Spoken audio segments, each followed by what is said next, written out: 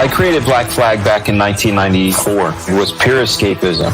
I want to draw guys with big guns. I want to draw anime babes, wizards, aliens. Cool, put them all in one book. Now allow me to reintroduce myself. Black Flag is literally wish fulfillment. High energy, high octane, 90s style action, relentless, doesn't ask for forgiveness, high bullet count. There hasn't been that in comics in the same way that I'm going to provide it.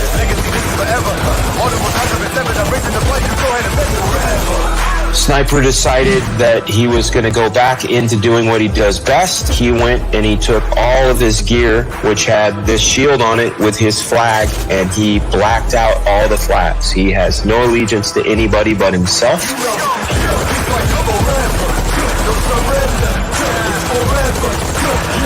They're never sitting around talking in Black Flag issue 1. Ragtag, they're it. Here to save our world. All of them mythical, magical. And we are going to see so many bullets, so much action. This thing is certain to blow people's minds. Really, I never been better. The legacy live forever. Remember the legend and know that he never surrendered, because this is forever. No surrender. That's basically what Black Flag is all about. Let's go. Allow me to reintroduce myself.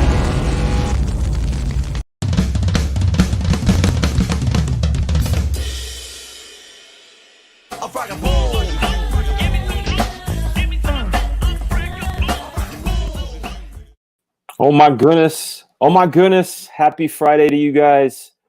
I have intros. Look at that. I have official intros with a little bit of bacon. Thank you, StreamYard, for allowing us to add more video, making improvements and such. Hope you guys are excited. At least us stateside folks getting ready for that 4th of July. I think I'm going to barbecue some chicken, throw back a few suds. I got some IPAs. I got some new whiskey, really good new whiskey. In fact, I was thinking about doing some whiskey reviews. These are some crazy ones. I got this one called Jefferson's Ocean, where they age the whiskey in barrels that are out at sea. They cross the equator at least 5 times. They visit many ports. They're out there making awesome whiskey. One of those ports I wonder if they visit is London. I would hope so. I would hope so. Let's take a look at the chat before we bring our amazing guest in and talk about all things Charlie Chaplin and how they relate to Comicsgate and what's in store. Let's see. Dark Lord Mad Ruth is in the house. Spirits Car, what's up? Past Master Dan, Darren Wagner. You guys have been saying some nice things on the videos I've been posting. I appreciate that. Let's say, who else is up in the house? We got Rancid Potato. What's up? Comics for Everyone. Anonymity T. We got HVAC. Jason Krager. My man, you got to check out his campaign. It's out there. It's called Hammer. You got to definitely take a look at that. And we got to get him on the show as well. Jabba the coach. Fragaboom, that works. I like it. DLP's in the house. Christine Venner, how are you? Yeah, we love the bacon. The only way I was able to put bacon in before is when I was using Switcher, and that one has its pluses and minuses. But we are learning new things, able to draw on screen, bring in iPads, also working on Wirecast and making improvements there. Keaton Smith's in the house. Peter Sharon is here. Billy Glaspie, HVAC, what's up, man? Michael Clan, Alfred Ortiz, Lord D Drum. Hopefully I'm not missing anybody, man. Shadowhawk, David L. Pedro Caicedo, how are you, man? Let's see. Hopefully I'm not missing anybody. I got to go through these quickly. Slick Rick's in the house. John F76. Let's go. Yeah, spam is gross. Hail Bologna. I like spam, but I only like it one way, and it's this thing called Moco Loco.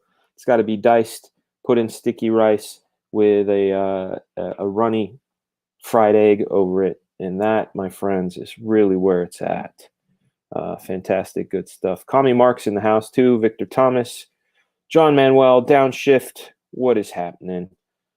You guys, I've been yapping enough. I don't have too much to say other than I've been working on Black Flag, working on a few other things, closing some deals with some future Incredible Comics properties. Oh, yeah, and I forgot to show you guys.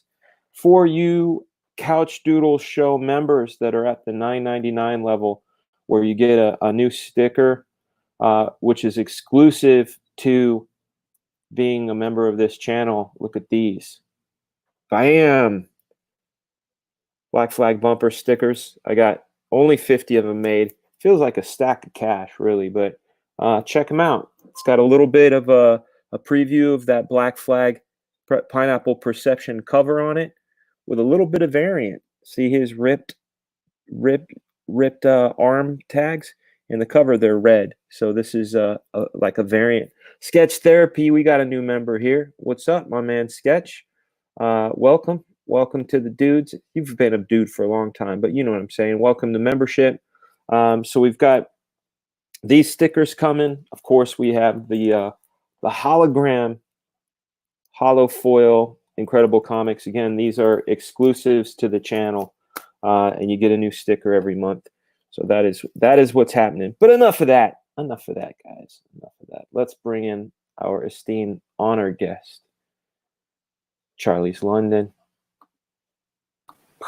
Hello, my lady. Hello, how are you doing? I'm doing well. How are things on the other side of the ocean? Raining, but what's Raining. new? Yeah. What's new? Yeah, so it's good. It's 8:12 here PM. Yeah. So I'm on with you, and then I've got a couple of other streams tonight, and I'll probably be going to bed at like 4 or 5 in the morning. So I went and caught a nap and had my dinner.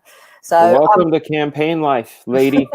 Yeah, I know. That's what it's like. Like when my campaign was done, I was there was a sigh of relief because especially the opens and the closes, you're going until 3, 4 in the morning, and you're riding on adrenaline or caffeine. In my sake, I got caffeinated.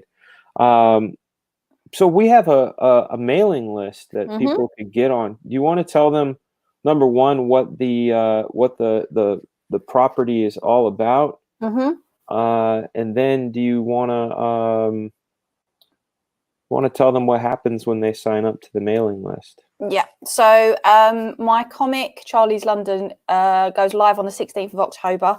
The mailing list went live today, and it's about the premise of the strength and artistry that Charlie Chaplin had and created, and things that inspired him, all coming from his home in London, and various different points in his life where he goes back to London and he actually experiences moments of, well, I don't want to say regression, but there's definitely an element of you go back in time when you look at these different things. And it's hey Eric, that's why it's called Charlie's London, because the connection I sort of have with Chaplin is we were born in the same place, and his so my great uncle was in the workhouse, which was like somewhere that you went when almost like a version of like Victorian foster care, but you're in one massive big house. Yeah. And he ended up there with his brother Sydney at the same time that so did a great uncle of mine, and actually I've got a photo of them where they're set not far from each other. So cool.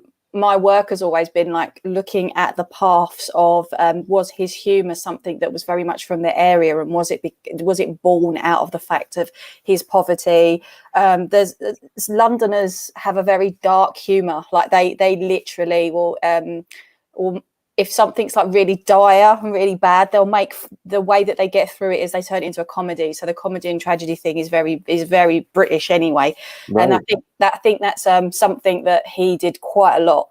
And so that's why it's called Charlie's London, is because it's the interlinking between the stuff that I blog about and the stuff that I'm quite well known for to the actual fact it's the London that made him. That's so I roughly know where you live then, Christine, because he was in 2 different workhouses. So the two covers that you can see there, one is done by Vinnie Tartamella, which is the very golden age of Hollywood one on the left. Yeah. And the little boy running through the streets, which is very anime-like, is done by Donald DeLay with colours by Carl Ritter. There's a little bit of an Easter egg in the Donald DeLay one that people haven't, well, some people have noticed, other people haven't. He's running along the streets carrying two small loaves of bread, and it comes from, it's a bit of a nod to later when he makes the gold rush, when he does the dance of the bread rolls. So so they're the same bread rolls.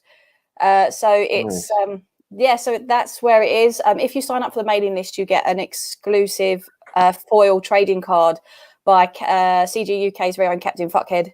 It's it's an absolutely Cap. I love him so much. Try saying that on every stream, It's amazing because you actually see it's going to be made out of foil. So the idea is that when I think it's down on the bottom of the campaign. We can look in a minute. It's he's looking in a mirror. So the idea is that the mirror is going to be foil. So you'll be able to see. So if you there it is. So it's in the montage there at the end. That's what the trading card is going to be. Over here. Yeah, so that one there, right in you see the one with him looking a bit angry at the end on the right. Yeah, that's the one. It's going to be made out of foil. So you will literally be able to get the reflective sort of look on it. Great. There's also a pin-up by Carl Stefan of Mary Boys. That is going to be available. The whip is in progress at the moment. That is actually on my that's been on my Twitter. Carl is literally, so Chubb from Mary Boys, he's literally just inking it and washing it now. So it's going to be like sepia grey tones. So it's going to be really, really beautiful. And then I've got a piece that's coming later on towards the actual launch of the campaign that's going to be a pin-up. We're not sure whether it's going to be a pin-up or front cover yet, by Billy Tucci. Ooh. So it's all been great. coming together. It's been a lot of hard work and a lot of sort of love and dedication has gone into that. And Ascension Cinema has also done a trailer for my mailing list, and that is actually on there that you'll be able to watch. He's great. He did the opener for me as well. Ascension Cinema, you guys need to definitely check him out. He's got a channel. I'll be sharing that in the links as well. Let's take a watch.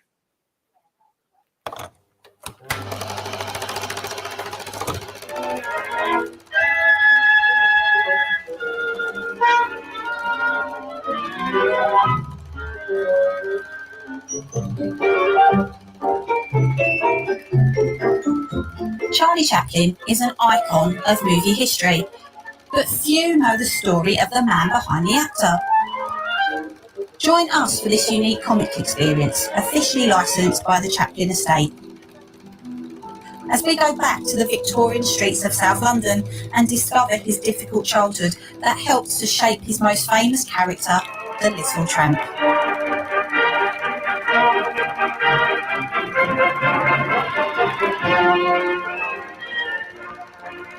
This is Charlie's London, only on Indiegogo.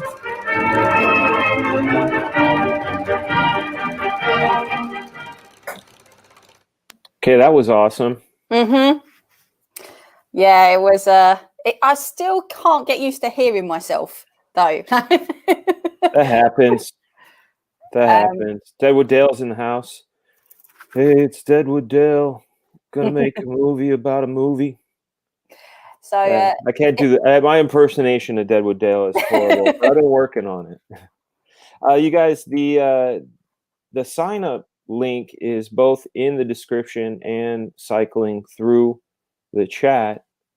Now, what's your favorite of the Charlie Chaplin movies?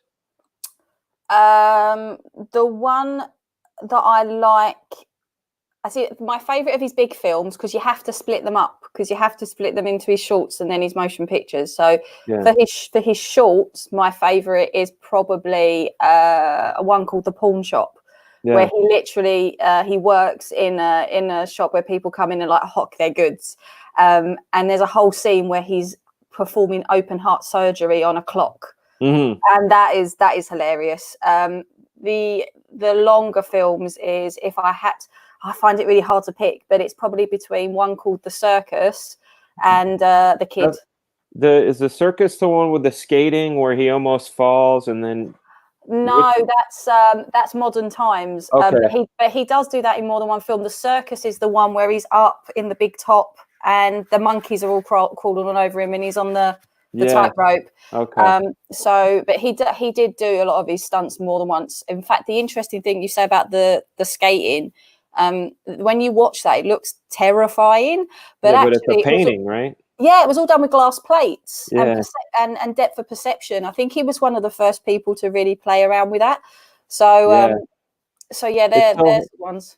It's funny you say that. Like that's one of the things connecting Hollywood and comic books together is there's this generation of filmmakers like Chaplin and Buster Keaton and going even to Orson Welles. I watched Citizen Kane the other day. Mm-hmm. And when I was younger, I didn't realize the breakthroughs that were happening, especially cinematically.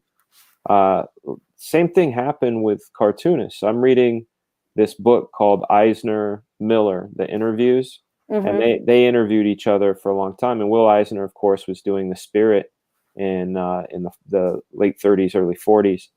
And he didn't have anything to compare his stuff to. They were literally innovating along the way, which is impressive. It makes you wonder with Chaplin, being that, like you said, you're exploring his humor and where the man came from. And I only know what I know from the movie, right? And I know that there's some exaggerations and things, and knowing he came from vaudeville. But when it comes to cinema and it being brand new, that's quite a brain, maybe it has to do with survival. I would imagine living in a situation like which is essentially a group home, having to make sure that you don't get buried alive. Well, he was only there for a very short space of time, and it's like I have there's not much known about it, but I have a real love for and I'd love to find out more about his mum. Hannah Chaplin was a really interesting character. She was a musical performer, and that's how she met his father. But they weren't together very long. He was quite a drinker. She was a very pretty lady. It was a very tempestuous relationship. She had an older son, Sydney, from somebody else. And it was a recipe for disaster. But he never, ever speaks badly about his father. The only thing that he ever says is that his dad drank too much. And essentially, he was a product of his job, because when you worked in the English music hall, it was quite customary for you to go and have a drink with the patrons who you'd performed with and who had watched you perform afterwards. So it was quite a common thing for people to turn to alcoholism, because they were being bought drink all the time. And because they thought these people were, they might be giving them their next booking or signing them to do some sort of work. You don't turn the drink down. Yeah, exactly. So his father died at 37. That's terrifying for me, because I'm 37 and I think, my God, I still feel like I've got so much of my life to live. I couldn't think about dying of anything like that right now. For one, I don't really drink. But he said he was only 37? Yeah, his dad was 37 when he died. Wow. I thought, see, my grandmother was 48 and this is on my mother's side, and my grandfather was 56. On both of those, I thought that was incredibly young. 37, yeah. Holy crap. Yeah, 37. If you're ever in London, there's a big famous museum in Kennington where he grew up called the Imperial War Museum. So it's one of the biggest museums in London doing military history. And right opposite there is a pub called the Three Stags, and the Three Stags is the pub that was the last place he ever saw his father alive. He went in, he was about 11, 12 years of age, I think. He sort of had a conversation with his dad, and his dad was really jovial. He gave him a couple of quid, and then he went on his way, and then he never saw him again. He went into St Thomas's Hospital, and that was the last thing. But even when his dad was dying in hospital, his mum was the one that was going and visiting him. So it's a really traumatic life. But Hannah is so interesting because she was suffering from mental illness. She performed on stage, like the first time he ever went on stage. His mum was in the middle of a performance and she just couldn't sing anymore. Like, she literally come over with fright, and he knew the song so well because she'd been performing it at home, and he just walked on the stage and started carrying it on, to the point that some of the audience actually thought it was all a big gag. It was part of the deal. Yeah, it was part of the deal. And the funny thing is, that was where he says he realized he wanted to be a comedian, because all of a sudden he stops the orchestra. A 5-year-old boy stops the orchestra and goes, they start throwing money at him, like coins. And he says, would you please mind stopping throwing the coins at me, because the clanging is putting me off singing. And they all thought that was hilarious. And obviously they stopped, and then they started giving the money afterwards. But she realised she got to a stage where she couldn't cope. She couldn't perform anymore because she was getting stage fright. She was doing other sort of jobs, but she'd sew gloves. They called it was it missionary work? I think it's called missionary work. Like piecework, that was it. And she would make gloves for ladies, like high quality shops. And she got so poor that she actually had to pawn the sewing machine, so there was no work coming in. So she actually took both boys in their best dress, so she put them both in their best Sunday clothes, took them to the workhouse, said, I will be back to get you, and basically checked herself into a mental asylum, put them in the workhouse, and then intermittent times she would go and pick them up. So he never held it against his mum that he thought she abandoned him. He actually felt that she did the best she could, considering there was no welfare state, there was no help. The only thing they could do was be in a workhouse. So and that's where he said he picks up a lot of his she was a great mime. Like, she would mimic people, and when they had little money to go out and do anything, they'd sit by the big open Victorian window that they had in their apartment, and she'd watch people going past, and she'd make up little stories. Oh, look, there goes Bob again, he's going off to see so and so. And she'd mimic them indoors in the house, and that's where he picked up the idea of, this is how you watch people and actually take the funny things from them. So that always really, really interested me. Is that going to be, is this some of the material that's going to be in the book?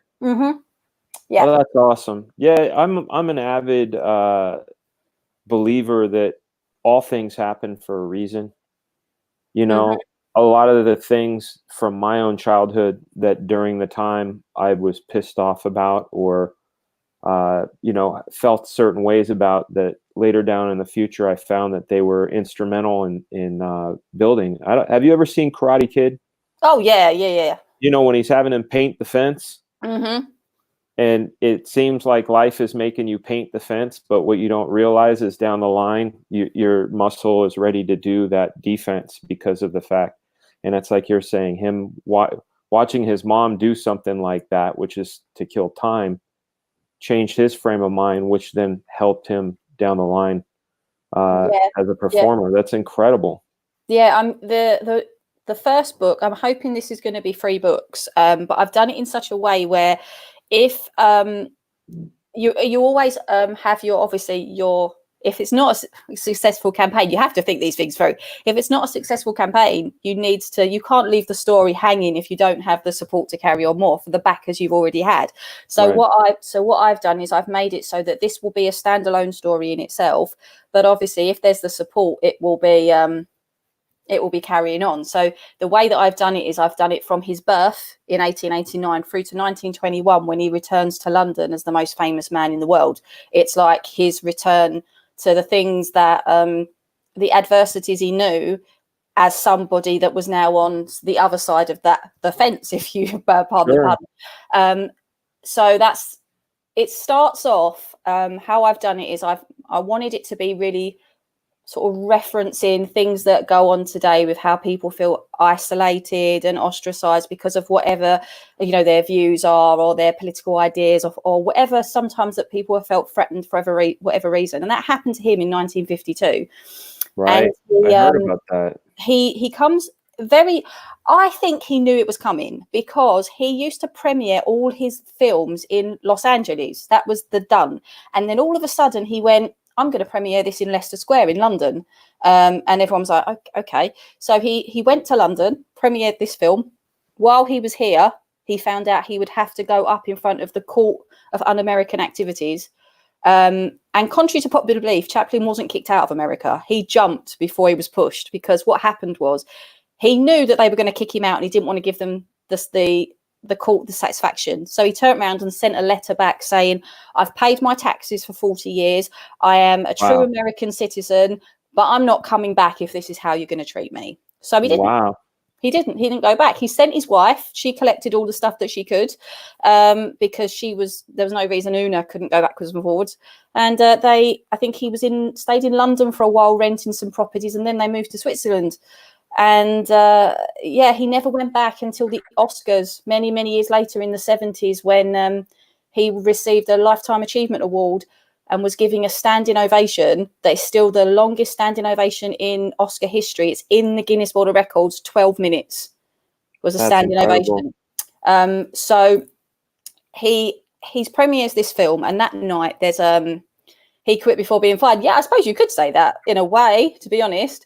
The interesting thing with Chaplin, though, the reason why he didn't help himself with some things, but he also didn't explain himself very well. The reason that he never got American citizenship, this was the problem. He never, ever filed for American citizenship, and this annoyed a lot of people. But the reason that he actually didn't do it was because by doing that, he'd lose his British citizenship. And what he really, really wanted more than anything was to be knighted by the king. And the minute that you lose that, you can't be knighted by the king. So he always wanted to be Sir Charlie Chaplin. And he wanted, it was like his thing that I've grown up on these streets and now I am this member of the elite. But because he never made that public knowledge, because he didn't want to sound conceited, people assumed it was something else. Sure. So it's that's really a bummer. I didn't know that. That's something. I'm sure. I mean, I'm a California boy, and there's no there's no, you don't get like Mickey Mouse ears, and it's an honor. But like to be knighted, I could see that being a lifelong dream. And did that ever happen? Yeah. 1975, he was knighted, and then 2 years later, he died. Yeah. So it's almost like it was the thing that he's not holding on for. Yeah. So, like I say, the comic starts in 52. There's a documented event where he has a party at the Ritz where he's staying, and then in the middle of the night, he decides that he's a bit bored of it, and he goes off and he goes for a wander around the streets of London, and that's when it takes you back to his childhood, and then it'll go through the points of we know about him becoming a silent film comedian and so on and so forth. So I didn't want it to be like a once upon a time story. I wanted it to actually have a meaning. So working with the artist what I've been doing is we've decided that we're going to use colours to make it feel like the audience is time traveling. So all of the 1950s stuff is going to be in colour. All of the Victorian stuff is going to be in sepia tones, and then all of the silent film era is going to be in grey tones and black and whites. So the different colours of the different parts of the book represent where you are and what you're feeling and what you're doing. Yeah. So yeah.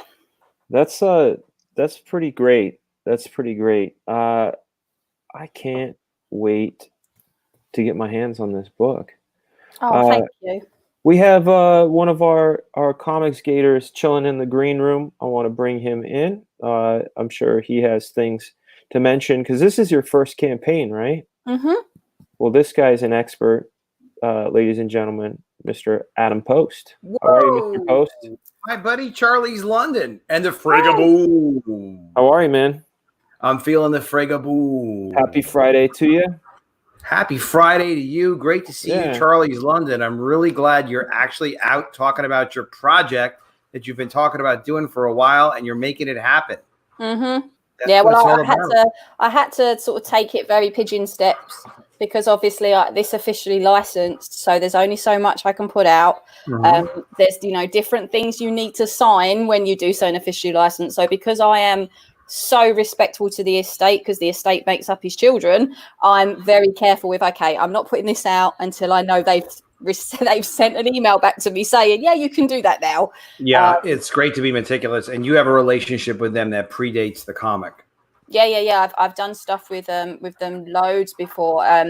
I've given talks in various different film festivals in Italy to do with Chaplin. Yeah, because my master's is in military history, and for my dissertation for my master's, I actually did it on the false accusations of him refusing to fight in the First World War, which was complete crap. It never wasn't a thing, but it's really all to do with big businesses. Oh, hey, Captain Chokeout. The Choking King. In here. For people that are new coming on to the show, I'm here with Charlie's London, who is telling us a little bit about her upcoming book, which is coming out. You said October 16th? Yeah, there's a reason for October the 16th. Oh, as well. Yeah. Well, I want to let people know that just showed up. She's got a brand new mailing list. You can find the link for that in the chat and also find it in the description. Beautiful. It is a mailing list that when you sign up for it, you get a foil card. So we're here talking about that. So now that was our recap. Carry on, my friend. Excellent. Did you have a title for the book yet, or you're not? Yeah. What's it's it Charlie's called? London. How cool. Charlie's London. I was thinking about it, and I just thought, well, everybody knows me as that, right? And I just thought it all started for me because I used to blog about, Ascension Cinema's done the trailer. Adam, I don't know if you saw it, but he's done the trailer. No, I hadn't seen it yet. That's awesome. Trailer's great. We're going to watch it again. He also did the intro for my show, which is a reintroduction of Black Flag. I just want people to know that we're taking a bacon break every now and then. It's just a little of this.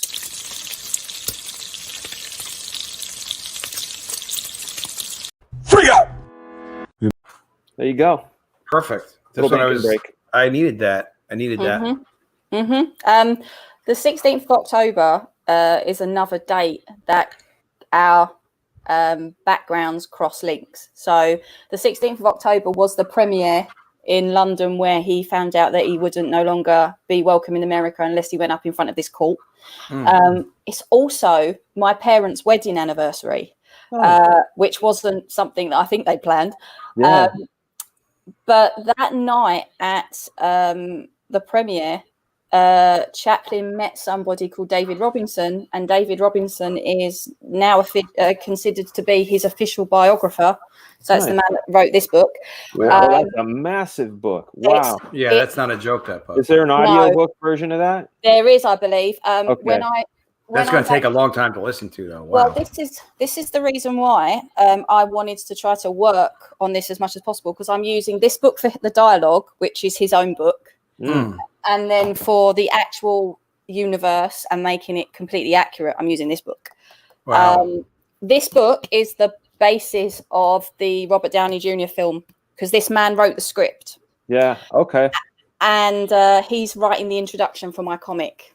So how many? Huge. Wow, that's amazing. How many pages is this book going to be? 60. 60 pages. Very cool. And then with a one shot available that I'll talk to you about in a minute. Is it black and white? The one shot will be in black and white. Awesome. I wonder, there's probably a lot of other people that are licensees that make like dishes and maybe even expensive figures and toys and whatnot that would be interested in just letting people know, because it just creates, excitement for what they do as well. Like, hey, there's this new graphic novel coming out. You can sign up to be on the email list. What you could do, of course, is ask the estate if it'd be all right to let other licensees know yourself. And usually licensing companies are willing to release a licensee list so that you could then go and contact them. Okay, cool. I did not know that. Yeah, it's worth a shot. You're probably familiar with licensed products already, but you can, on when you have time, take a look at Charlie Chaplin merchandise, Charlie Chaplin products, and just see like other licensed stuff that exists. You can kind of check out the company that's making it, and just. Oh no, I see what you mean, Adam. No, I've done all of that, because the Chaplin estate handles all of that stuff. All the licensing. To the point that my contract allows me to make merchandise of my own. Yeah, I can do. I can do. This is why I say, like, people joked with me, oh, you've been talking about this for a year. You wouldn't believe how much backwards and forwards and things. And because I am so respectful of them, for example, my Charlie's London logo that is on my Twitter, his daughter, not the one that I've got now, which is done by the brilliant Peter Gilmore, but the one that was before was given the nod by Victoria Chaplin, and Victoria Chaplin actually handles a lot of the day-to-day stuff. And that's his daughter?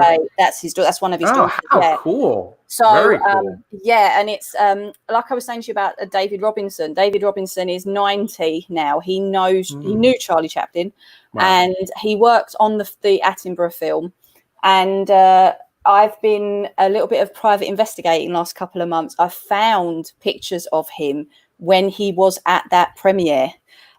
What he looked like in 1952. So what I've had my artist do is they're going, because he interviewed him, he worked for the Times newspaper. Yeah. I'm having my artist draw him into the comic, and I'm not telling him. I'm going to give him one of the proofs, because he wants the proof before he writes the instruction, and I'm going to see if he spots himself. Oh, that's cute.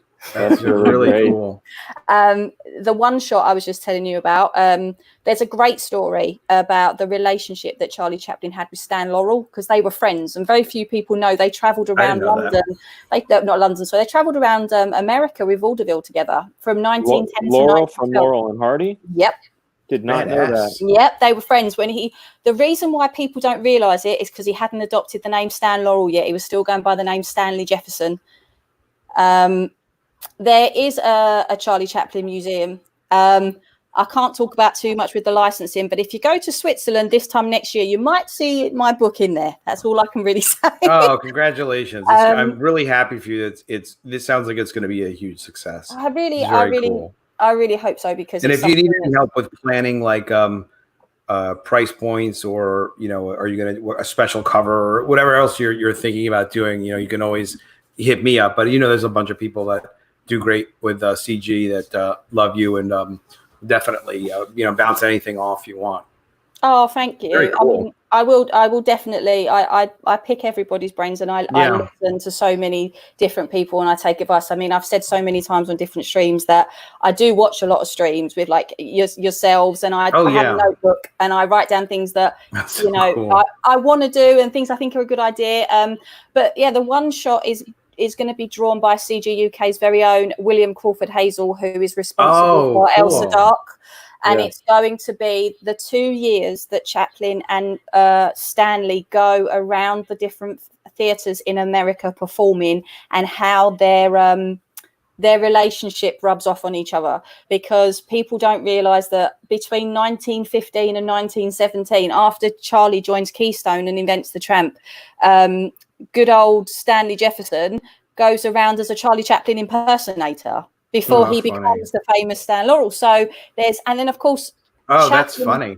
But at one point, Chaplin was actually Buster Keaton was actually Stan Laurel's understudy for a particular play called Jimmy the Fearless, and he always said afterwards, "The great Charlie Chaplin was once my understudy." So I wanted to include this story, but I knew I didn't want to make it a really massive 100-page comic. I wanted to try to keep within what I thought was a budget, what I thought was also a great size for a book. So I thought, right, what I can do is make it that there's a point where you can sort of slide this one shot in. So if you aren't interested in that particular relationship between those two, you just read on. But if you want to expand the universe, right in between that bit, you'd read the one shot. Very cool. Do you have any coverage in your book on when he was at Max Sennett's studio?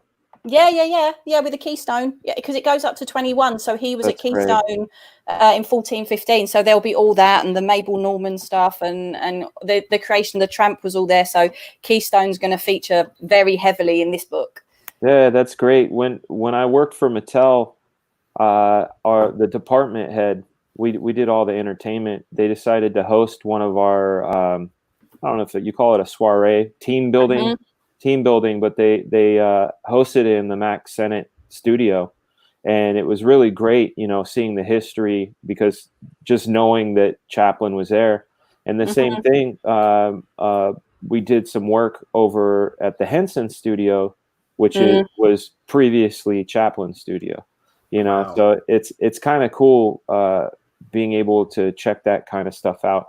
And speaking of checking things out, you haven't seen it yet, Post, and a lot of people that are in the chat haven't seen it yet. Okay, let's take a look at the sign up trailer. It's great. Made by Ascension Cinema.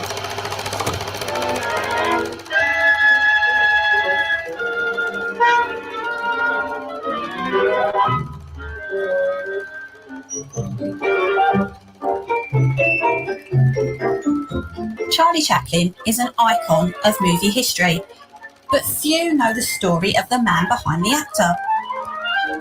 Join us for this unique comic experience, officially licensed by the Chaplin estate. Wow. As we go back to the Victorian streets of South London and discover his difficult childhood that helped to shape his most famous character, the Little Tramp.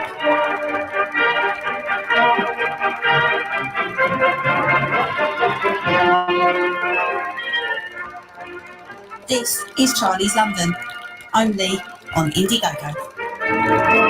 Wow. Isn't that great? What a freaking cool thing. That is really, really cool.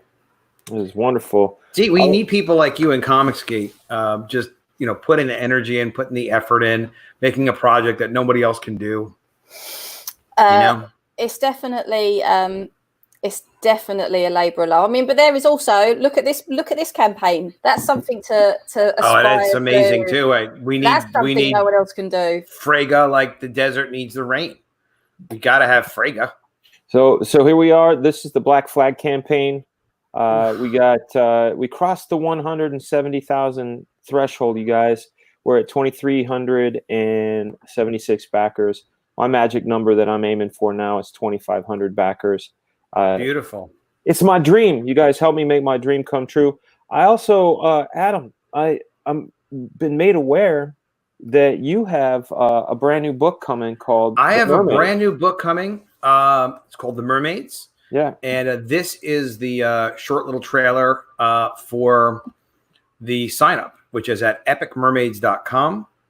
And yeah, it's like 15 seconds. It's a fun little epic trailer. If you guys want to check this out, I just put this in the description. It's also in the chat. But let's give the video a watch.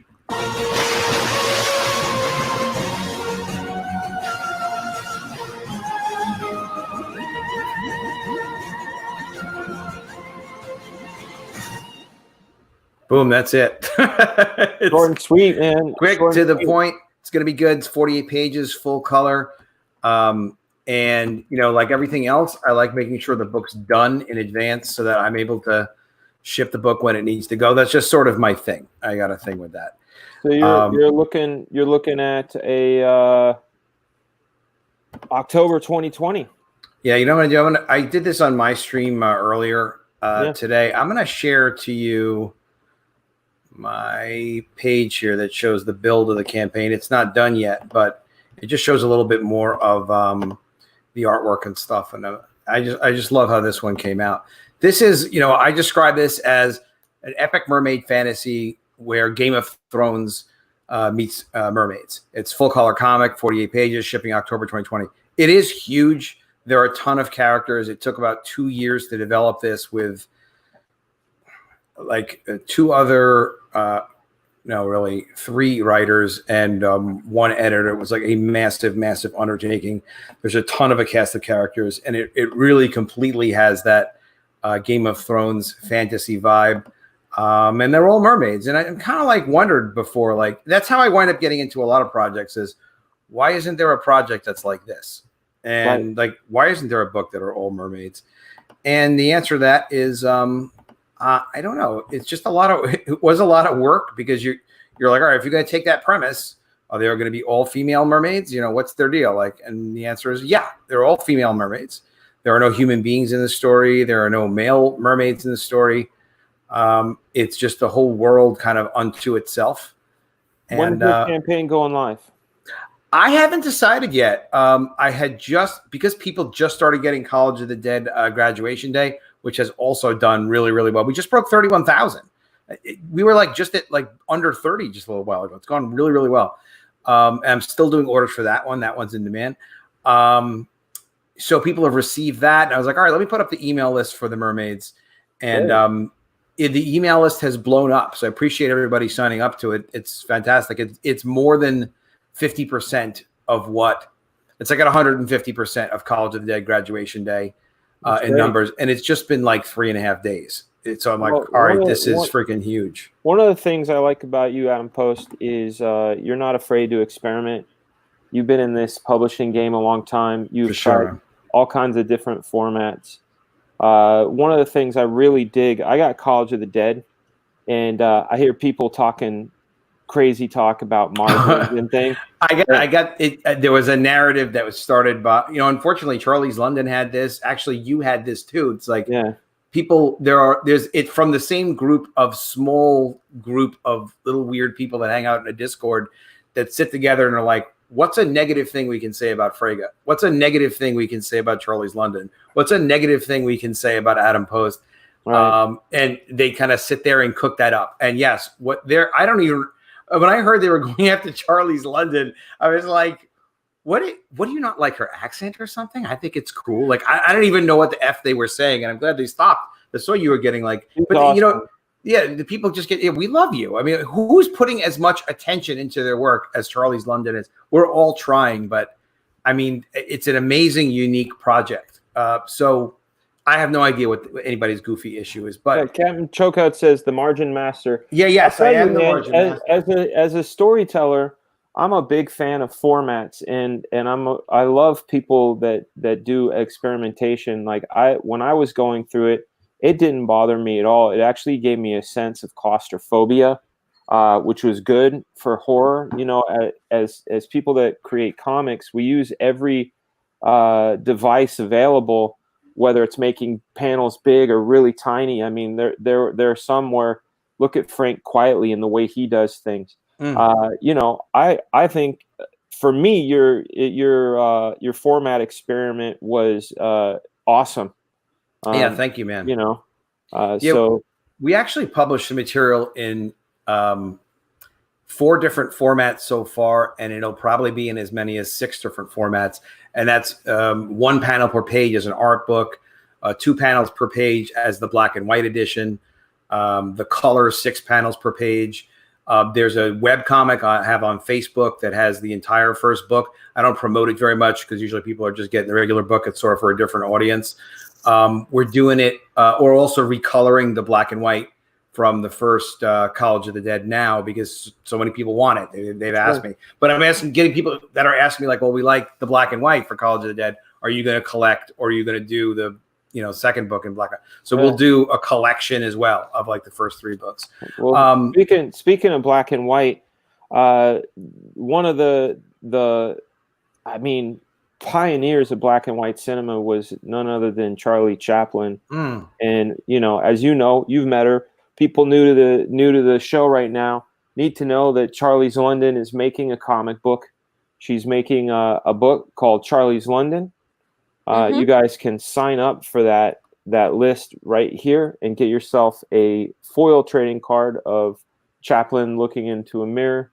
You get that really fun, reflective thing, and you're way out there. October. I mean, it may seem way out there, but you're doing it right. I noticed some people, they didn't do any pre-launch lists, and this gets it. Well, number one, I think it's really wise of you. You've been calling yourself Charlie's London ever since I came in and became aware of you. So that's in my mind. We've had discussions about it, and it's just going to be forever on our minds by the time October hits. Like, my wallet is ready for you. Thank you. I mean, it's something that is it's so ridiculously personal to me, and it's just something that I can't wait to experience. I mean, the thing is, I've had some really amazing people from outside of CG approach me that want to be able to back it for like retailer tiers and stuff. So people like different silent film organizations, and like I said, there's talk about the Chaplin estate are having I've got to speak to them about the gift shops in their different places.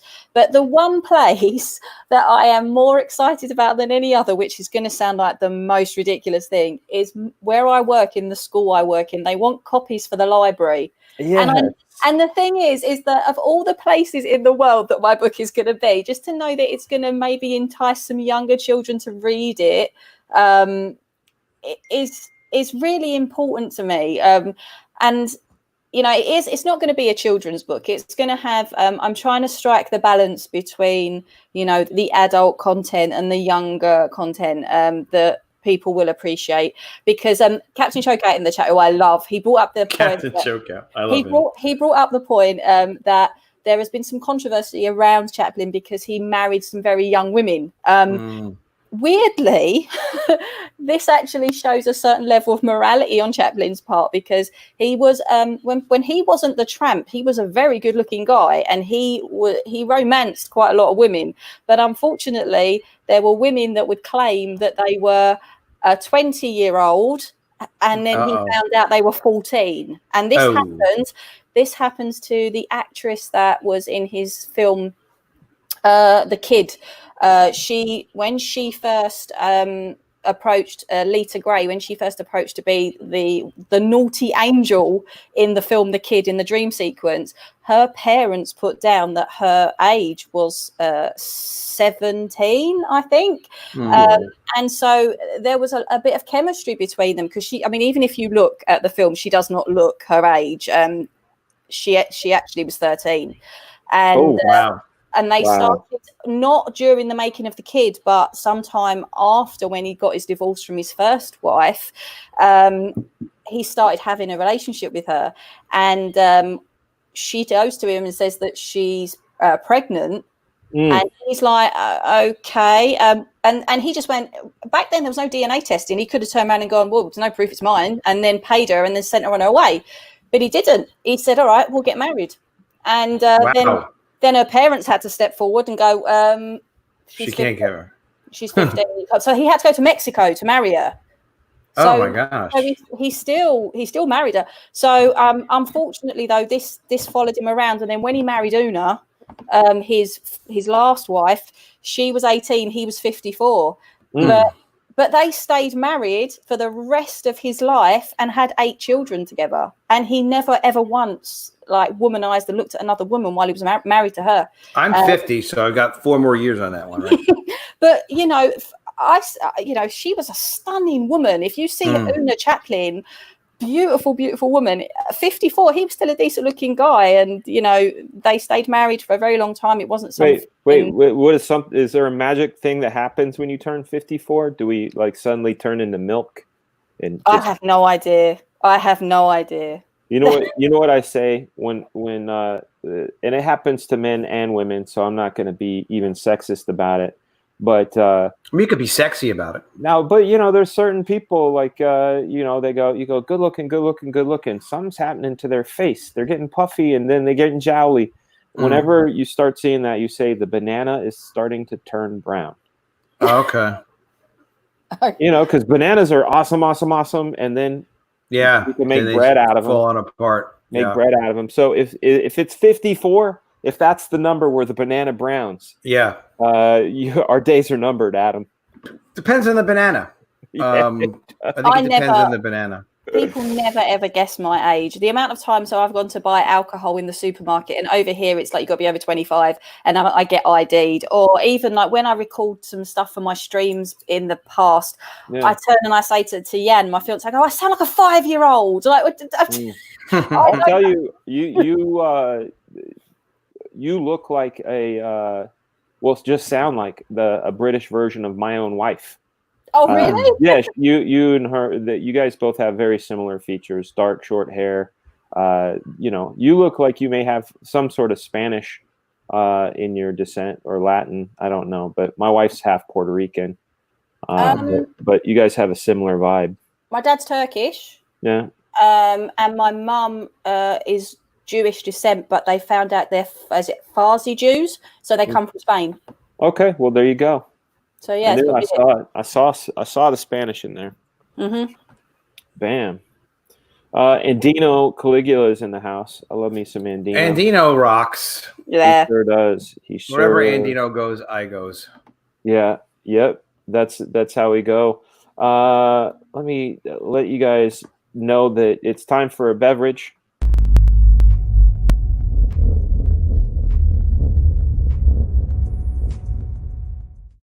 I feel refreshed. I don't know about you guys, but I'm gonna have a drink now to go with that. Yeah, drink. it's still too early over here. Don't let a Frega drink alone. It's 4 p.m. over here in Georgia.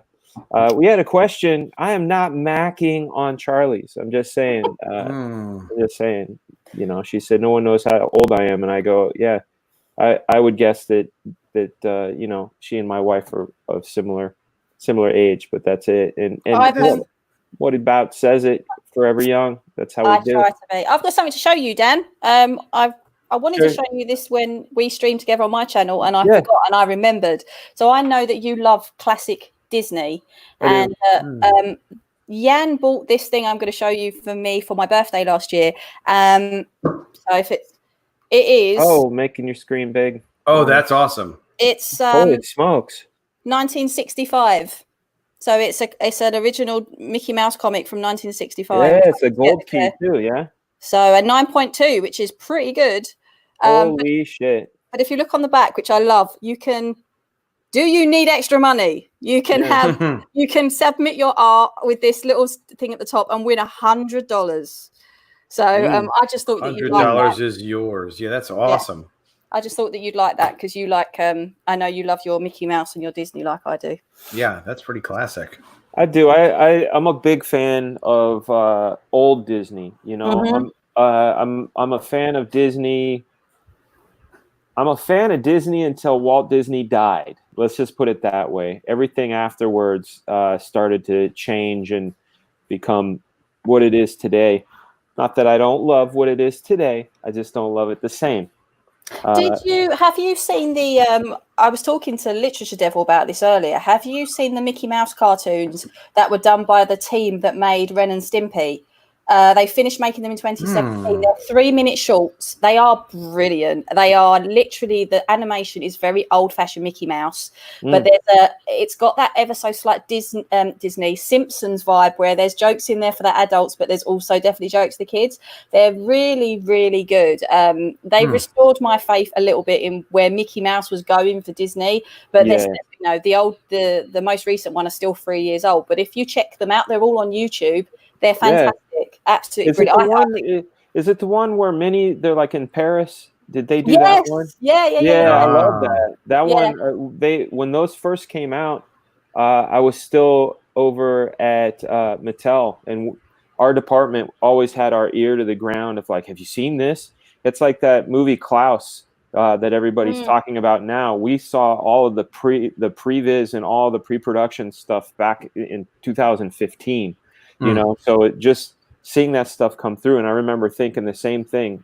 Charlie's is like, yeah, at least like the spirit's still alive. It's not the come to the park. You know, no, they're really really good. Yeah. I liked the fact that you've got the French one, then you've also got one where they're in Japan, and Minnie owns a noodle shop, but even though you can't understand a word of it, they use words that you know. And it's very slapstick. It's very silent cinema, which is probably why I like it. Which is, I really love them. I wish they'd have carried on going that way with stuff because it was beautiful. Yeah, absolutely. We have a $5 super chat from Renkabot. What up, man? He says, what up, peeps? What's up to you? Thank you for your $5 super chat, which reminds me to tell people I'm going to make my screen big. When you sign up to the Couchdoodles channel as a member at the highest level, which is the $9.99, you get a sticker a month. These are brand new, limited to 50 Black Flag Pineapple Perception bumper stickers. And then also we have the Incredible Comics foil stickers, again limited to 50. This is the entire run right here. But thank you, Renkabot, for that and for that wonderful reminder, because I always forget. We are here with Adam Post, who's got a brand new book called Mermaids coming. We are here Brand new book. London, with that October 16th, man. Now that's going to be emblazoned in my mind. It reminds me, like, here's a funny thing too. You know, dates like that. It's weird, and it makes me think of a fate in the universe. Like, my wife and I, we hadn't talked a while, and we reconnected back in 2005 on February 16th, 2005, right? And then February 16th, 2019, my daughter was born. Oh, wow. Right? And then we got married on August 28th, 2010. So we're coming up on our 10th wedding anniversary. Unbeknownst to me, it also happens to be Jack Kirby's birthday. Oh, yeah. That's a circle of fate. So it's great. Anytime I forget when I got married, I just look up Jack Kirby's birthday. Oh, that's funny. But no, I actually have it tattooed on my wrist in Roman numerals. That's the way I never forget. Cannot forget. No, and she's tattooed here on my arm. I don't know if you guys can see that. Oh, wow. Oh, yeah. Yeah. So that way, whenever I get mad, I'm like this. Oh, yeah. I've seen you do that. I've seen you do it. It's good. And I told her that if she ever gets truly out of line, I'm going to put a little Groucho Marx mustache and glasses, tattoo that on there, so she'll forever look funny. That would be a good temporary tattoo prank. It would be. I think that's a good idea. Worth it. Get you thrown out of the house. Get them made. And no, who's done temporary tattoos on their campaigns? Because I think that's a good idea. All right. I think that is a great idea. You know? And they're really not expensive to do it up there. I'm sure we can look them up digitally in 2 seconds. Mermaids. Oh, Jesus. That would be fucking great. Yeah.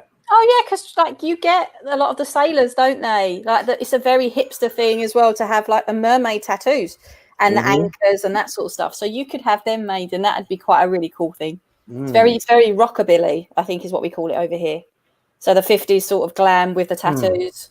Yeah, that's pretty true. Cool. All right, that's my job. I'll look it up. I have a question for the chat regarding content. So I love food. I love beverages. I end up talking about food and beverages on my show all the time. I'm probably going to end up having a small sequence. But what does the chat think about me adding food and liquor reviews to my channel? Because I just picked up this 2 different whiskeys. One's called Jefferson's Ocean, and the thing that's really impressive about Jefferson's Ocean is that they put the whiskey in the barrels, and then they put all those barrels on a boat, and they sent that boat around the world. And so it was completely aged in sea air and with a gentle rocking of the boat, which you never get from other rick houses. The barrel sits, and that's that. This actually has this motion for the entire duration of the thing. So I'm excited about bringing it up. See, bourbon, do it. Yes. Yeah. Get a pellet grill. Rakita does this. Yeah. In fact, I sent my bottles, the pictures of my bottles to Rakita, and he was actually envious. I picked up 3 Weller Special Reserves. I picked up a Willet limited edition rye, the Widow Jane, which is a big favorite of Cecil's because it's made in Brooklyn with special limestone water.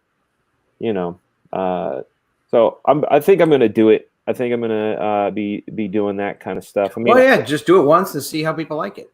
You should do it. You should do it because I do a stream on a Friday night with Piper, Optimus Deadpool, and Tommy Mark called Transatlantic Chitter Chatter. So what we do is it's like 2 Americans, 2 Brits, and then we literally talk about what's been going on in the week in CG. But what we always end up doing is showing Jan makes a video, a drunk hipster beer review, and he's always completely drunk. He's drunk these beers and he gives the most stupid reviews. He spent about 20 minutes at one point going on about how you drink this beer at a barbecue. And you'd eat them with sausages and steak and that sort of thing. But they're really funny. Like people often comment on my video that they look forward to watching his silly drunk beer review. How do you deal with him? How do you even deal with Jan? I don't understand. No, I love him. He's great.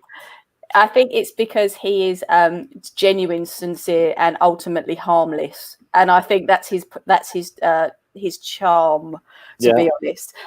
But he's been, I can't take anything away from him. He's been an absolute saint while I've been working on this project, because the amount of times I've got so frustrated with things, or I'm desperately waiting for an email to come back and I can't push forward without it, or I'm also the worst boss in the world ever, in the fact of not a diva or nothing like that, but if there was things on the covers that needed to be changed, I was like emailing like Vinny and Donald going, could you please change this? I'm so sorry. It's amazing. And they're like, you're the boss. And I go, yeah, I know, but I don't like saying this because I feel like I'm being critical.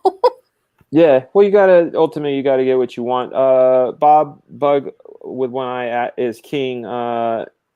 He says, I'd rather drink bleach after watching this stream. I got 2 words for you, Bob. Bottoms up. Yeah, I actually had a guy. We had a printing press in the mid '90s, a very small printing press. I was like, all right, let's try to print our own comics. And we did that. And my God, what a mess that was. And we hired a couple different printing pressmen, and this one guy, he actually had drank not bleach but Drano wow, years ago. Yeah, it really messed him up, but he could sort of still run the press, but he was a little crazy. And he also had long hair, and he had it tied behind him, but it was long, and he got it caught in the press once. And so that was my experience with it. My advice is do not drink bleach, do not drink Drano, and keep your long hair away from printing presses. That's a good. Well, it's, what do you call it? What was it? Don't wear capes. Syndrome got sucked up into the jet airliner. Don't do it. Don't do it. You can't win that way. Chokeout wants to do a drink and smoke stream. Cool. Yeah, I'd have to keep all the smoking off camera, but yeah, we could do that, man. Drink and smoke. I don't own a smoking jacket. I own a bunny rabbit. At this point, the bunny owns me. Yeah, you're a bunny delivery system at this point. I am. I want to take a look at the Black Flag campaign.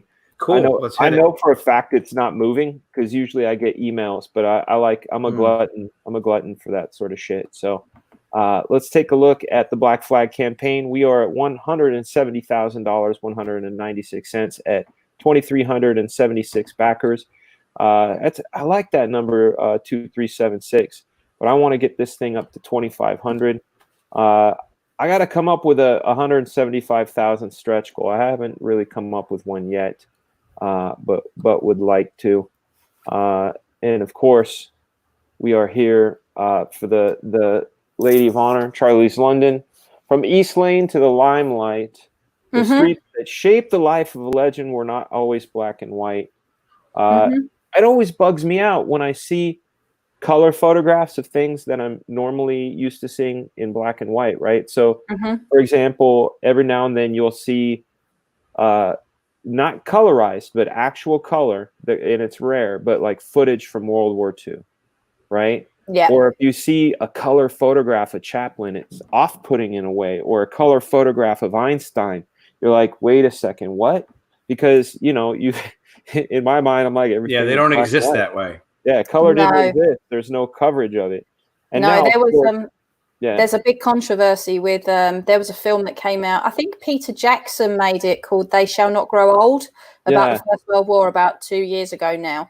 Yes. And there was a big controversy about it because it was colorized, and it literally split the sort of the military history community, if you like. Some people thought it was fantastic the way it'd be done. Other people thought, no, it's awful. There are some beautiful pictures that have been lovingly colorized by Charlie Chaplin, but on a whole, the Chaplin community isn't very keen on them. It's an interesting one for me, because during the late 30s, early 40s, my grandmother in London used to work for Kodak, and one of her jobs was to hand paint the painting, the photographs. And Wow. I often wonder what her view would be now. But most people that work in the photography sort of restoration process, they say they don't consider those to be colorized because they're actually still done at the time. So they're not like now where it's digital. They literally hand colored them. Yeah. Dan, just to quickly, I've just shared my screen. I wanted to show something, if I can, really quickly. This is a pin-up that's being worked on by the fantastic Chubb from Mary Boys. Oh, he's awesome. Yeah. And I want to thank Ro Crin for his $2 super chat. Ro Crin says, hail to you, Ro Crin. Thank you very much. Very nice. Let's take a look at your screen. There we go. It's very much a work in progress, but I literally said to him, do whatever you like, go mad. He had some ideas. We decided to play around with the idea that not only was Charlie's biggest inspiration his background, but it was also his playground. So he's sitting there perched on top of a cinema, looking at the people below, almost like it's a park bench from one of his films. Real Silverlock says Charlie's London has a weird thing where she has many of the mannerisms and speech patterns of a Gemini, but I bet she surrounds herself with Geminis while not being one. Oh, Wow. That's really weird. I'm a Scorpio, but my brother's a Gemini. Adam, when's your birthday? March 16th. I am Oh my Pisces. God, Adam, that's Sydney Chaplin. That's Charlie Chaplin's brother's birthday. There And you I'm go. a Gemini. There And you go. are a Gemini. So yeah, real Mr. Silverlock, and again with his awesome Interesting. insight. Wow. He's a very insightful dude. Cool My, analysis. Yeah, my birthday's the 22nd of November. Nice. Date that Kennedy was assassinated. And to top it all off of the weirdness that is my life, I was born at 11 minutes past 9 in the morning, so 9/11. That's so crazy. I have a very unfriendly American birthday. I'm sorry. No, we like you. What's It's this? not your Adam fault. Post? Oh, what is this? That What is is a that? good question. That was one of the original character designs for the Mermaids. So this is why I like to collaborate with people a lot. So these two covers were done by Javier, the artist for College of the Dead. And this was one of the original designs for the groups of mermaid characters. I found this artist, Jerry Gatrudia, on Facebook. He was posting these really, really cool pencil pinups of fairies, just doing like fairy stuff with these wings, and it was just such cool fantasy work. So I hit him up. I was like, "Hey, look, I'm working on a idea for a Mermaids book. Can you do like 5 or 6 character designs for me?" We worked out the rate and contract or whatnot, and he got started. And all of a sudden, he started turning in this exceptional work with these Mucha-esque backgrounds. And it was really just supposed to be a character design, like just to kind of get the wheels going. And he just did one really cool thing after another. And I had him do I would give him instruction like, well, give me a mermaid that has an octopus body, half woman, half octopus. And he would kind of go in and start doing stuff. And then as we got these, I started working with a couple of the writers, and we developed it into more specific characters. This character's name is Fainine. But we did like 35 characters together with Jerry, because the plan was 5. But once you kind of get started on something, when it's really working, you should always do more of it until it gets ridiculous. So we just kept going until it was ridiculous, and it got a little ridiculous at like 35 characters. There's a lot of characters that are designed and developed that can't make it into the first book because the first book's only 48 pages. This is one of the pages from the sequential art. They are 6-panel pages. This is another one. And this is a mermaid who turns into a shark. She's able to turn into a shark, and she bites the hell out of this mermaid's arm. Adam, I'm sorry to interrupt you. Not at all. I just want to let people in the chat know that it is exactly 30 seconds away from 4:20 in the East Coast. So if you're an East Coaster, I'm just giving you 30-second warning. Carry on, Adam. I'm sorry. 420, baby. Yeah. So, so this is the story is really, it's very much like Game of Thrones with mermaids. There's a whole royalty structure. There are different royal houses. There's a lot of drama that goes on between the two of them, and they kind of kill each other and fight and, you know, have power struggles. This, as I said before, this is one of the mermaids. She's able to turn herself into a shark. She bites the hell out of one of the mermaids. Yeah, there's more to it. So it's very creative. It's kind of like mermaid next level type of stuff. But all mermaids, all female mermaids, just kind of living off in their own fantasy world, in their own, you know, universe of sorts. And this is, I'm still building the campaign. The book's completely done. This is going to be one of the covers I decided, and we're going to probably do another cover from Jerry's art. Jerry did pencils, and Esther, I can't recall her last name because it was over a year ago, and she was doing the coloring. She wound up at Marvel actually after us. But anyway, she colored about 20 of them, and they are freaking beautiful. So we're selecting another one.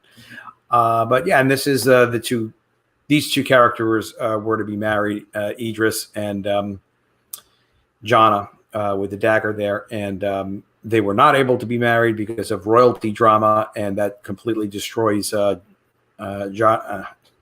completely destroys her life, and then she has to kind of build a whole new life for herself, and she becomes independent. It's kind of interesting, just very, very well written stuff, and it was written with this young woman, MJ, she likes to go by, and also Stefan Petruka, who helped me on College of the Dead. He's a phenomenal writer. Unbelievable characterization. What he did for College of the Dead 3 is amazing. I was like, I want to meet some of these people. Thank you, Renkabot, for your $2 super chat that was blank. $2 also says, I'll hit it if you do. You guys, I'll be right back. It just takes about 15 seconds. I'll be right back.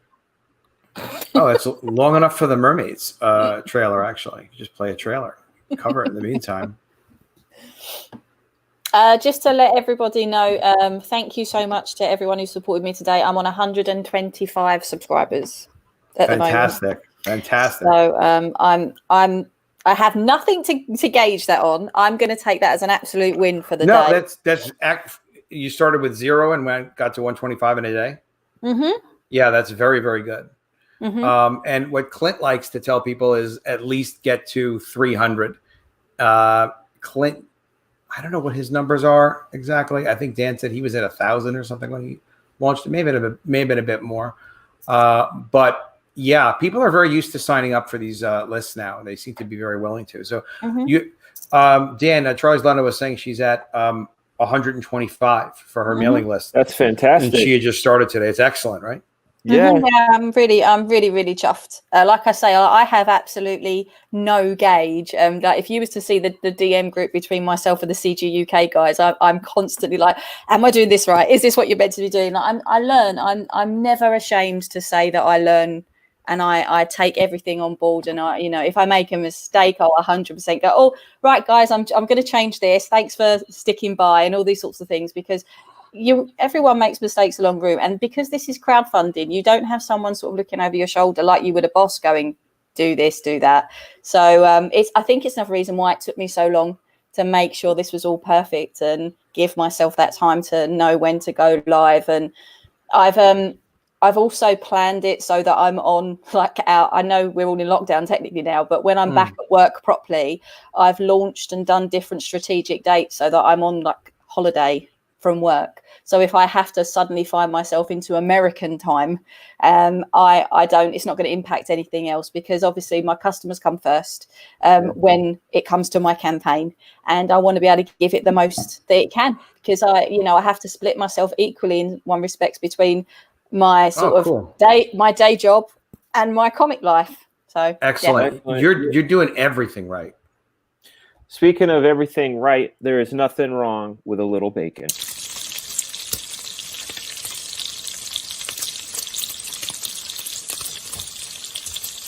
And now it's time to wash it down.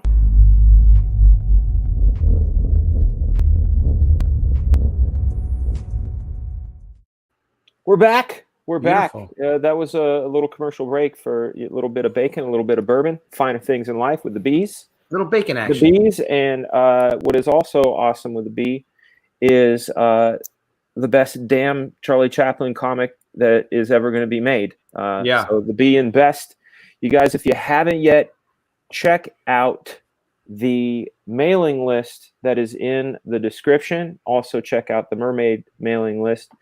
What is in this here? I didn't click on it yet, Charlie's, because I wasn't sure what it was. It says it's your YouTube channel. Is this your very first episode? Yeah, it's when it gives you the option to add another video. I really racked my brains on what one I was going to do, and then I went through my channel and I was like, well, this is the one that talks about his life in London and how the things that he experienced ended up helping to form the character that he was. So I added this one. It's about 10 minutes long. So it's just for anyone to give them a real good feeling. I'm really proud of this one because it was the first sort of time I made a proper documentary style video. Everyone said to me, keep it under 10 minutes. It's done really, really well on my channel. My channel in itself is doing really well. I think I've got 619 subscribers. Can you do me a favor then in the private chat? I'd like to be able to share your YouTube channel. Can you pop it in the private chat, and then I will put it in the chat, because people need to subscribe. You have such good information, wonderful guests.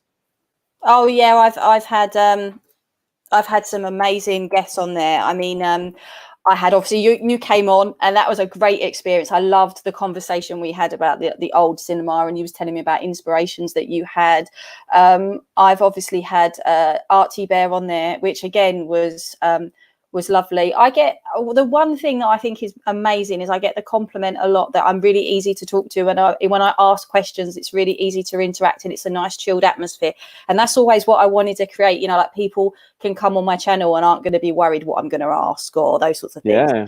And I also interviewed Billy Tucci on there, and I loved that. It was a really sweet moment because we support the same British football team, and we both had the same idea. Like, I knew he supported them before we streamed together, so I had my Arsenal shirt on, and he turned up, and when he was in the back room and I clicked the link, like made him come onto the stream, he was wearing a top too, and I was like, oh look, we're both in like our football shirts. And then the stream is just talking about Chaplin, and he's got so much knowledge, and he was showing me the books that he's got, and it's I haven't given, oh thank you very much, I haven't given him a description, the same as Chubb from Mary Boys. I never said what I wanted them to do for their piece. I've literally said, do whatever you want to do, because I can't wait to see what he comes up with, because he's such a Charlie Chaplin fan. He's going to have his own vision, and I know whatever he does, he's going to smash it out of the park anyway, so I can't wait.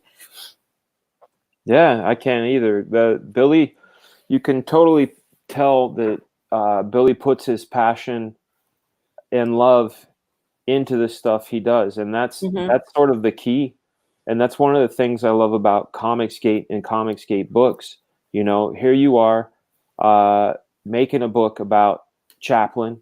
You have so much love for the subject matter that it's, you know, even if someone wasn't a fan or didn't know anything about it, there's an infectious love for it that I feel like transcends across people that are working on their stuff in Comicsgate. Like I said, with Billy, you can tell with the Miss Fury cover that he had done. You know he's a big fan of the genre. You know he's a fan of the property. The love is there.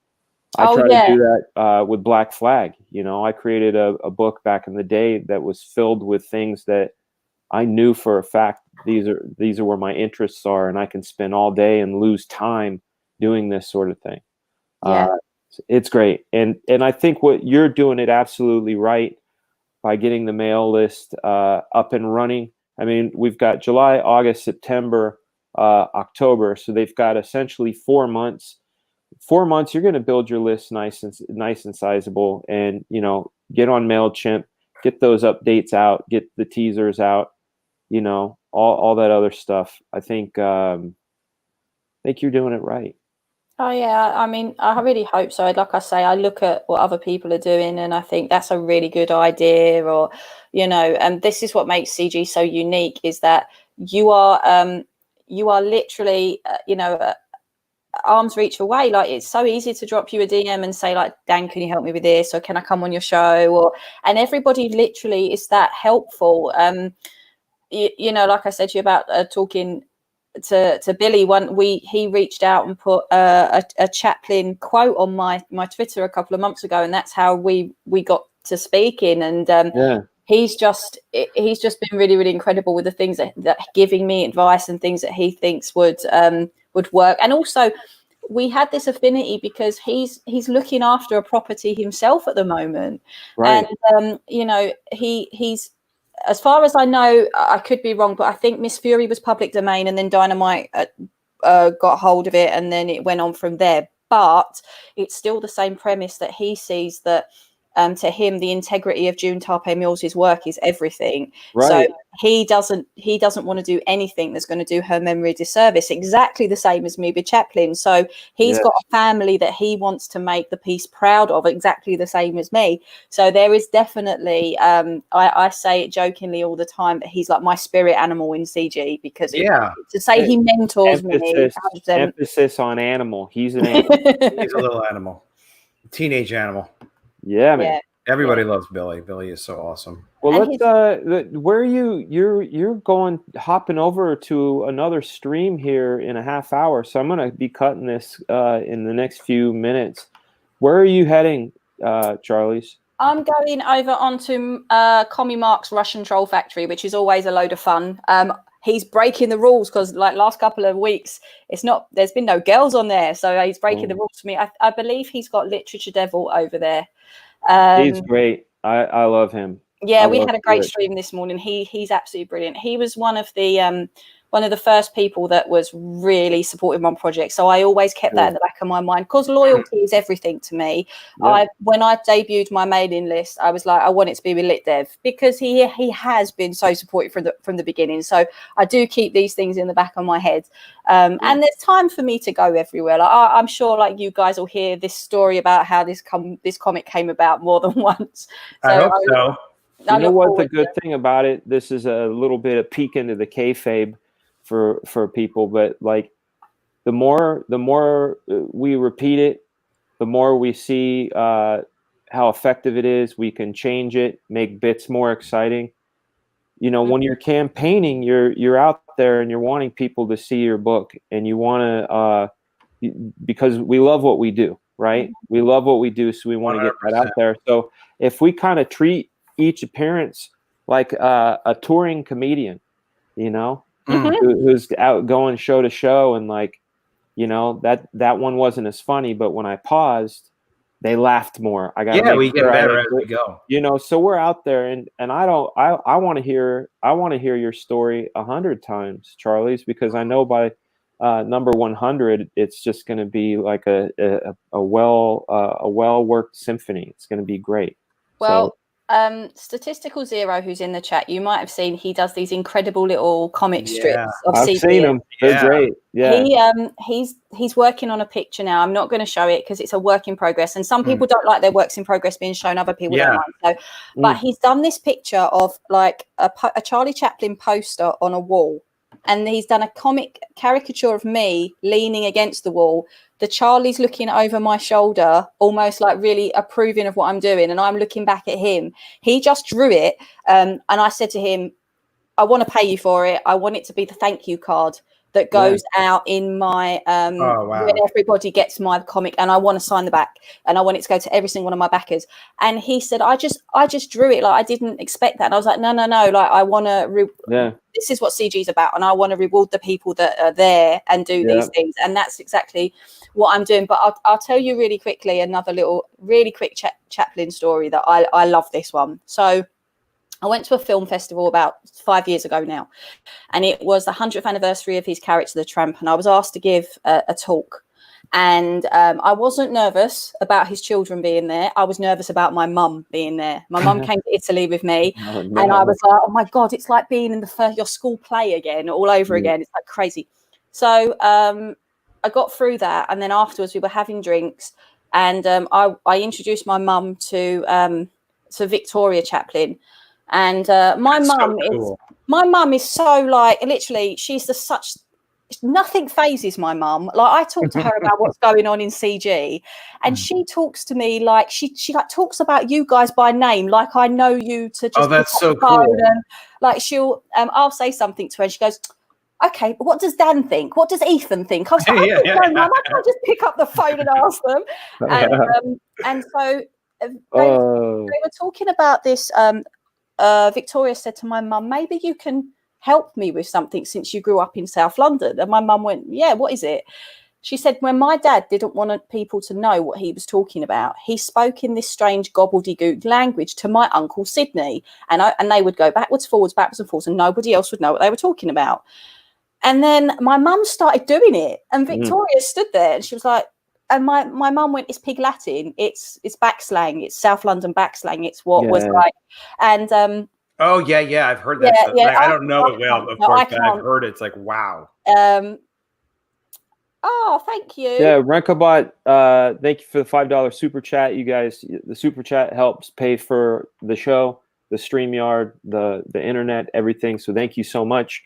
Charlie and Bill are the only reasons I now have an interest in Chaplin. Kudos to them. And I signed up for your book, Charlie. Oh, thank you. Which is awesome. We've got another super chat here from well-read user. What's every bunny's motto? Don't worry, be happy. Don't worry. Very true. So be happy. She just said to my mum, you've just uncovered a family mystery that none of us realised. So my mum, who just came there to support me, suddenly was like involved, and it was really amazing because it just made me feel more reaffirmed that even from that point, this is where I'm meant to be. And I've always felt this book was always what I was meant to do. Like I was involved in CG before I had this idea of the book through Jan, who was much more involved than I was. He's been around in CG a lot longer than me. And I kept having this idea of I'd like to do this, but I didn't know how. Like, it's not something I'd ever speak to the Chaplin estate about. I write them academic papers or I blog for things. And when I approached them, they wanted to see like how the crowdfunding comics works and whatever. So I sent them a variety of different campaigns. And then they just came back to me and said, yep, that's fine. We'll send you the contract, check it's all over, make sure everything's fine, and we'll be away. And I was just like, holy crap, I'm doing a comic. And that's it. It's pretty much it. I think it's going to be huge, your comic. I'm really happy for you. It's going to be massive. Captain Chokeout with the £2.99, a vape refill contribution. I thank you. I thank you, my friend. It's going to a good place. Yes, sir. Well, let's wrap up the show. What I always do, you've been on this show. Both of you guys have been on the show. Oh, yeah. I give the guest of honor. You're both honorable guests, but our guest of honor today is Charlie's London.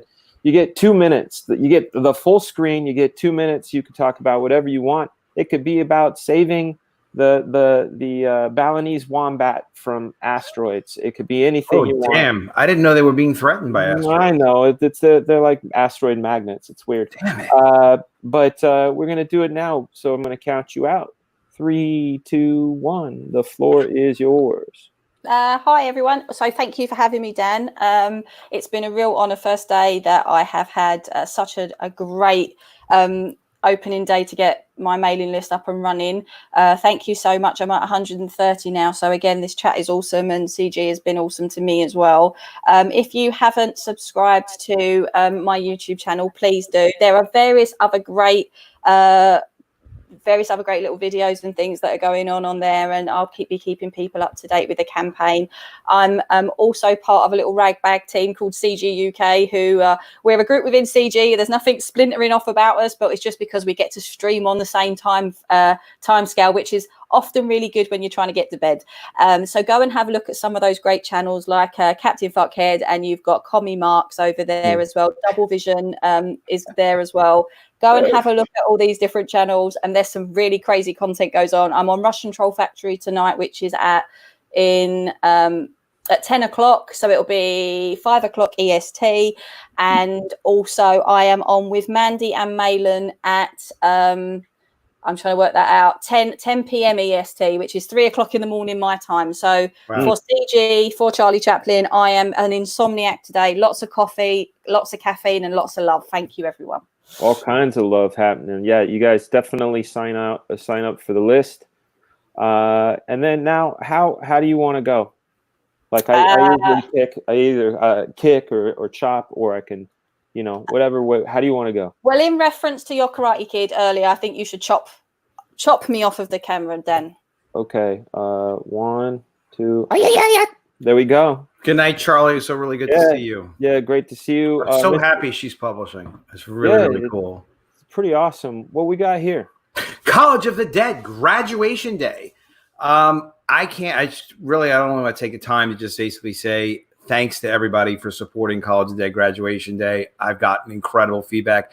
Picture after picture after picture after picture, people getting their books. I freaking love that. Dan, there's no way to describe it. You make your book, you work hard, you promote it, your book gets out, and then people receive them in perfect condition, take photographs of them, and then show you like, I got this book, I got that book. Thanks, Adam. This book is great. It's just incredible feedback. So thanks to everybody who backed College of the Dead. College of the Dead graduation day, it actually has been the most improved sequel in Comicsgate history so far. It's actually over 400%. It was reported 180%, but it's 400% larger because incredible. Yeah, man, we closed at 5,300 on book 1, and then on book 2 we closed at 25,000. So it's like 437%, whatever it was. I worked out the math just so I had it once, and then of course book 1 kept selling, but book 2 just continues to sell. A lot of satisfied people. I appreciate it. If anybody wants to check it out, College of the Dead, I still have copies in print. I print so that I have 6 to 12 months inventory. It's not going to last 6 months, I don't think, because it's doing very well. We just broke 31,000 today. I thought maybe my goal was do 25,000. If I didn't do 25,000 on this book, I wasn't going to continue with CG. And the reason why was I would have not been making enough of a contribution to show that I can do a great book with a great story delivered on time. And do numbers. You got to put up numbers. You don't put up numbers, it reflects badly on everybody else. In fact, so you put up numbers. It's not your thing. So everybody else is doing fantastic as well. But at a minimum, if you don't, at the level I was at the exposure I've been given, so much generosity from the CG people, that you got to hit a number. You don't hit a number, it ain't good. So yeah, very happily, it's been very successful, and now we continue to sell. We've got about $30,000 worth more of backstock to sell, maybe 40, depending on what people buy. So I'm just very happily shipping every day. Like almost some days there's 0, and some days there's like 5 packages. It's fantastic. So thanks everybody. If you want to check it out, collegeofthedead.com. And the Mermaids, please as well. Ooh, this isn't the right thing. Where's the Mermaids? Okay, epicmermaids.com. Yeah, you guys check it out. Link is in the chat. How do you want to go out? How you want to go out? With a snap, a Thanos snap. There we go. Mr. Post, thank you for joining us. Thank you, Peephole Circus, for the £2. Here's £2 towards the Doob Fun in it, my man. That's right. You guys, thank you for coming through. I want to take a look at my pal Ethan Van Sciver's campaign, you guys. This thing broke records. He's at 1,017,152. Look at that. He beat the old backer number. So now with the next and last evil, the defeat is that 1.24 million. An incredible campaign. Of course, you got the comic. We've got now the awesome Salamandroid and Cyberfrog figures coming down the line. Also, you guys, let's check out Battle Brick Road by none other than Mr. Eric Weathers. That's he's here at 807 backers, $44,655. You guys want to check this one out. This one is exciting. I backed this day one. I'm excited to get the stuff I'm going to get. Obviously, we want to take a look at Lost Pages by my man Phil and his brother, the Diaz boys, over there at Zaid Comics. They have 25 days left. They're at $17,760. Make sure you go and back this book. Get Zaid Comics Lost Pages along with that Simon Biz cover. Maybe go crazy and get the signed version, that would be the way to go. Let's see, making sure I didn't miss some stuff. Mr. Pahi Kainen, I will. Some progress teasers are on the way. I can't wait for you guys to see it too. Let's see. Well, we're wrapping it up. Today we had Charlie's London, and she was amazing. She's telling us about her book, Charlie's London. You guys can sign up. Again, the link is in the description. I hope you guys are excited for the weekend. I am. I'm getting things ready and going. I'm going to close the stream after telling you guys the thing I say every time, which is to be and do your best. Definitely be and do your best, even when it gets hard. When the going gets tough, the tough get going. And we are going to close out with an awesome trailer refresher course on Black Flag, made by none other than Ascension Cinema. If you guys haven't checked him out on YouTube, definitely check him out on YouTube. I may be on later on tonight. I'm not sure. I got a lot of stuff to do. Got to keep on drawing, keep on making, and then I'm going to share some stuff. Still working on making this channel even more better. But definitely hit that like button. Check out, I try to post some new videos every day, a little bit of freestyle drawing, a little bit of freestyle rapping. You can fast forward through the rapping. I usually try to put a couple of fun drawing stuff in there, but it helps the algorithm. Leave comments, things like that. Help build this channel. We are on our way to 5,000 subscribers, which is massive, considering that, you know, back in January, I barely had 700. So you guys are great. When the going gets tough, the tough get going. Hey, whoa. All right, here we go. You guys were peacing out, but give this a good watching. Allow me to reintroduce myself. I created Black Flag back in 1994. It was pure escapism. I want to draw guys with big guns. I want to draw anime babes, wizards, aliens. Cool, put them all in one book. Now allow me to reintroduce myself. Black Flag is literally wish fulfillment. High energy, high octane, 90s style action, relentless, doesn't ask for forgiveness, high bullet count. There hasn't been that in comics in the same way that I'm going to provide it.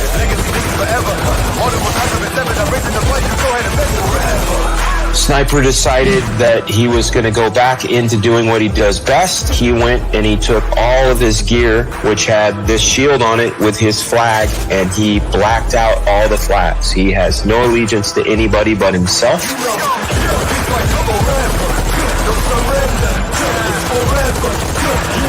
They're never sitting around talking in Black Flag issue 1. Ragtag, they're it. Here to save our world. All of them mythical, magical. And we are going to see so many bullets, so much action. This thing is certain to blow people's minds. Legacy, this is forever. Really, I never been better. The legacy living forever. Yeah, remember the legend and know that he never surrendered. Because this is forever. No surrender. That's basically what Black Flag is all about. Let's go. Allow me to reintroduce